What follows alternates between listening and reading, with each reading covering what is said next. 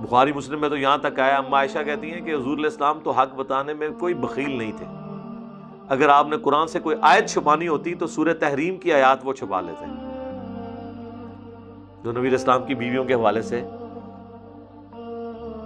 وہ نبی علیہ السلام نے اپنے اوپر شہد حرام کر لیا تھا، لیکن آپ نے تو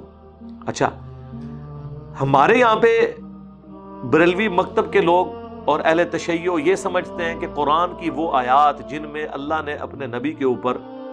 بظاہر غصہ فرمایا ہے یا غضب کا اظہار کیا ہے، یہ غضب پنجابی والا نہیں، عربی والا، ناراضگی کا، ان آیات کا درس دینا ہی حرام ہے، بار شریعت کے شروع میں لکھا ہے۔ حالانکہ ہمارے پاس سب سے بڑا ثبوت کہ اس قرآن کا رائٹر محمد رسول اللہ نہیں بلکہ یہ اللہ کی طرف سے نازل ہوئی ہے، وہ آیات ہیں جن آیات میں نبی علیہ السلام کے ساتھ اس لیول کی گفتگو ہوئی ہے۔ قل انی اخاف ان عصیت ربی عذاب یوم عظیم، اے نبی تم فرماؤ کہ اگر میں نے بھی اپنے رب کی نافرمانی کی تو بڑے دن کا عذاب مجھے بھی آ پکڑے گا۔ سر یہ اگر کتاب رسول اللہ نے خود لکھی ہوتی تو اپنے بارے میں یہ آیت لکھتے؟ اگر یہ رسول اللہ نے خود کتاب لکھی ہوتی تو قرآن میں یہ آیت ہوتی، قل ارائیتم ان اہلکنی اللہ ومن معی او رحمنا، اے نبی تم فرماؤ کہ اگر اللہ مجھے ہلاک کر دے یا میرے ساتھیوں کو تو بتاؤ کافر کس زوم میں ہیں، ان کو عذاب سے کون بچا سکتا ہے؟ قرآن میں یہ آیت ہوتی سورہ بنی اسرائیل کی کہ اے نبی قریب تھا کہ تم بھی کافروں کی طرف جھک جاتے اگر ہم تمہارا دل مضبوط نہ کرتے، اور اگر ایسا ہو جاتا تو ہم تمہیں دنیا میں بھی دگنا عذاب دیتے اور آخرت میں بھی ہمارے عذاب سے اے نبی تمہیں بچانے والا کوئی نہ ہوتا۔ یہ آیت سورہ بنی اسرائیل میں ہوتی اگر اس کتاب کا رائٹر محمد رسول اللہ ہوتے صلی اللہ علیہ وسلم۔ سورۃ الحاقہ میں یہ آیت ہوتی کہ اگر یہ نبی اپنی خواہش نفس سے کوئی بات بیان کر دیں جو ہم نے ان کی طرف وحی نہیں کی ہے تو ہم ان کا دایاں ہاتھ پکڑ کے ان کی شاہرگ کاٹ دیں، اور کوئی تم میں ایک بھی ایسا نہ ہو جو ہمیں روک سکے اور نبی کو بچا سکے، ہم ان کی شاہرگ کاٹ دیں۔ اتنی سخت آیات قرآن کی۔ پھر آیا کہ اے نبی تمہیں تو کوئی امید نہیں تھی کہ تمہاری طرف اللہ کی طرف سے وحی نازل ہوگی، یہ تو ہمارا فضل ہے، ہم چاہیں تو اس کو لے کے بھی جا سکتے ہیں۔ اتنی سخت۔ سورۃ الاحقاف میں اے نبی تم فرماؤ میں کوئی نیا رسول نہیں ہوں، مجھ سے پہلے بھی اور رسول گزرے اور مجھے تو یہ بھی نہیں پتا کہ خود میرے ساتھ کیا ہوگا۔ اتنی سخت آیات۔ یہ وہ ساری آیات جن کے اوپر بین ہے نا، یہ ساری آیات وہ ہیں کہ جو جسٹیفائی کرتی ہیں کہ یہ اس کتاب کا رائٹر محمد رسول اللہ نہیں ہے بلکہ یہ اللہ کی طرف سے نازل ہوئی ہے۔ انہوں نے جب یہ بین کر دی آیات تو انہوں نے کافروں کو کس منہ سے جا کے جسٹیفائی کرنا ہے کہ یہ اللہ کی کتاب ہے؟ وہ تو ساری آیات پڑھنا ہی گستاخی ہے۔ یہ تو آیت پڑھنے والا خود اپنے اوپر 295C لگوا لے گا۔ اگر یہ قرآن اللہ کی طرف سے نازل نہ ہوا ہوتا، نبی علیہ السلام نے خود لکھا ہوتا،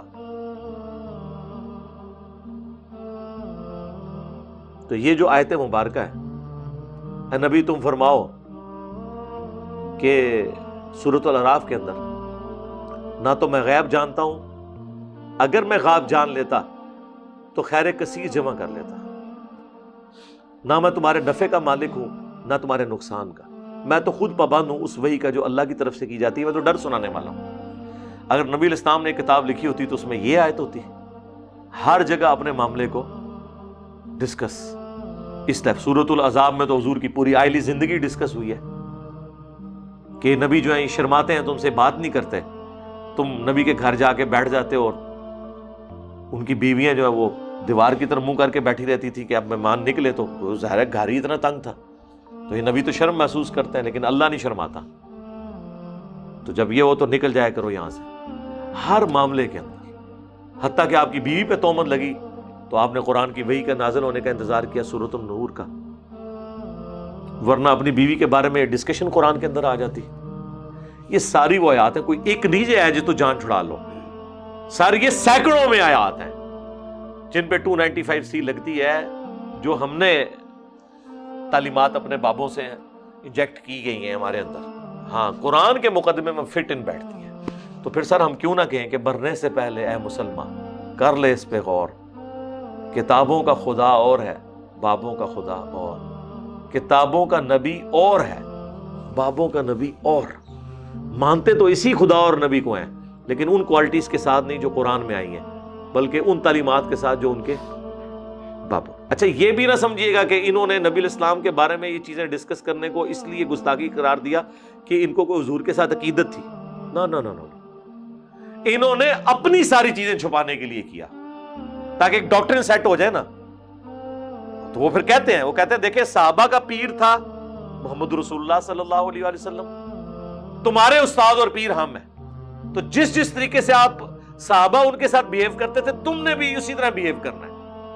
کتابیں لکھتے ہیں پیری مریدی کی بنیادی شرط ہے کہ آپ نے پیر سے خلاف شرع کام بھی دیکھا نا، بولنا کوئی نہیں، وہ اپنی لائن سیدھی کر رہے ہوتے ہیں۔ تو قرآن تو نہیں کسی کو لائن سیدھی کرنے دیتا، قرآن تو بالکل ننگی تلوار ہے۔ قرآن تو کہہ رہا ہے کہ اے نبی تم فرماؤ، میں تو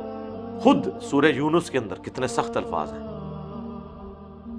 کہ اے نبی تم ان سے فرماؤ میں اتنا عرصہ تم میں رہا ہوں، کیا تم نے مجھ سے پہلے کوئی ایسی بات سنی تھی؟ یعنی میری زندگی ایک کھلی کتاب ہے، میں کوئی شاعر نہیں ہوں، میں کوئی فلسفی نہیں ہوں، اچانک مجھے کیا ہوا ہے کہ میرے پہ ایسا کلام نازل ہوا ہے کہ تمہارے شعراء بھی پریشان ہو گئے ہیں۔ تو میری پاسٹ کی زندگی اس بات کا ثبوت ہے کہ میری زندگی میں کوئی ایسی ریاضت موجود نہیں تھی کہ جس کا رزلٹ یہ نکلتا کہ ایسی کتاب میں اپنی طرف سے اتنا عرصہ تم میں رہوں، اور اگر اللہ نہ چاہتا تو میں تم پہ تلاوت نہ کرتا، میں تو خود پابند ہوں اس وحی کا کہ جو میری طرف نازل ہوئی۔ اور پھر ساتھ وہ آیت آئی ہے جو سورہ